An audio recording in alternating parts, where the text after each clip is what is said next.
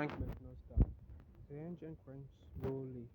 So first of all, I heard the sound of the engine during the cranks, but I noticed this. You see,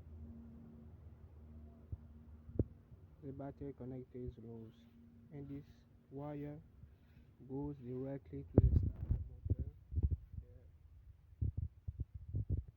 If it's loose, the 12 volt can go directly to the starter motor. And the second, look at this. The ground side also was good.